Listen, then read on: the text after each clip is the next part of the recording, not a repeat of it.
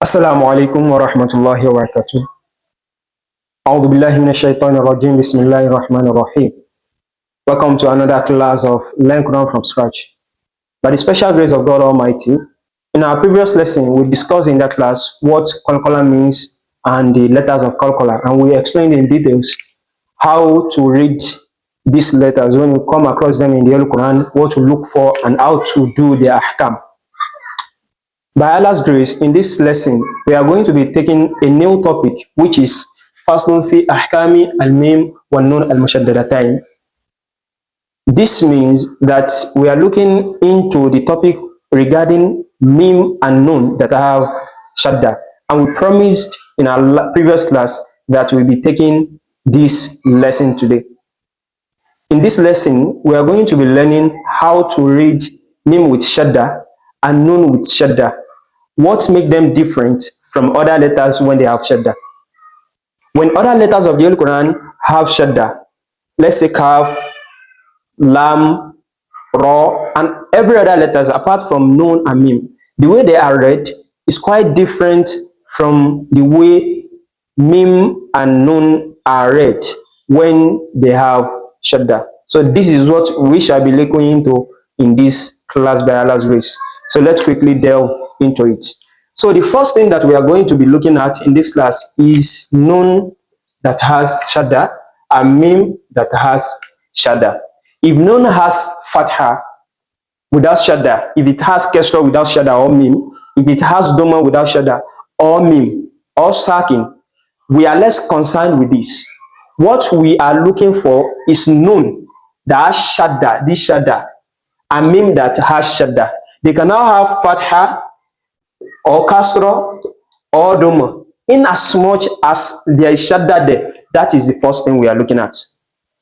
Right? So if we come across any of these words, Noon and Mim with Shaddah in the Holy Quran, you apply more pressure to them. You apply more pressure to them. You won't just read it casually the way you are reading other letters of the Holy Quran. Let's use an example. Let's say Milla, right? Mim Kesra, Mim, Lam Shaddah Fatilla, Milla. This is Lam that has Shaddah. If you want to pronounce it, you say Milla. Out of nothing. Milla. Karro. Karro. Raw with Shaddah, right? Karro. Raw. Nothing happens to it. Let's use another. Maffa. I'm taking these examples randomly. Maffa. All these letters are read casually, nothing so extraordinary about them, right? So also for every other letters of the Holy Quran, apart from Noon and Mim. However, when you come across Noon with Shaddah and Mim with Shaddah, and they are joined with any letter in front, let's say Mim is here, let's say Mim is here, right? This, let's say this Noon Sakina, Noon Shaddah has Fatha. We have Mim Fatha Ma. And we have, okay, let me give you a normal example. Manna wa salwa, al-manna wa salwa. So this is al-manna, this is a Quran verse, right? Al-manna, the way you call this one is mafa, milla, karro, not special. But if you want to call man, Noon with Shaddah, to be manna, you can see the difference. You apply more pressure to this one and you pronounce it a little bit longer than the other letters, right? Mimma, Razakunakum, Mimma, this is Mim with Shaddah, right? Mimma, this is Noon with Shaddah. So when you pronounce both of them, you apply more time to it. Man, Mimma, not like Manna, no, not like Mimma, no. Mushaddadatain, that Tashdid will be there. Shaddah in Arabic means something to be very vibrant, something to vibrate.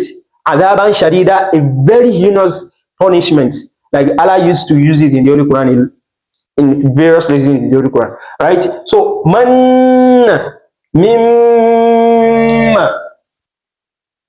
الذين ينفقون أموالهم في سبيل الله ثم لا يتبعون ما أنفقوا منا ولا أذى. من You won't say man. If you say man, although you apply the shadda there, but you didn't apply it rightly. You don't apply it appropriately. So you have to say man, mim. So you can, there are a lot of examples in the Holy Qur'an like that.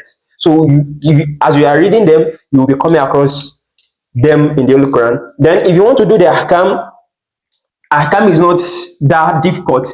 Nūn al-Mushaddadatain, simple. Mīm al-Mushaddadatain, if it is Nūn, you say Nūn al-Mushaddadatain. If it is Mīm, you say Mīm al-Mushaddadatain. That is very simple, right? Al-Mīm al-Mushaddadatain, Mushaddadatain, Mushaddadatain, Mushaddadatain, right? Al-Nūn, An-Nūn Mushaddada. No, Mushaddada, not Mushaddadatain. Mushaddada. Mushaddada. So if the example you are using is Mīm, you say Mīm al-Mushaddada. Or if the example is Mīm, you say Nūn al-Mushaddada. However, there is a standard ahkam to this. There is a what?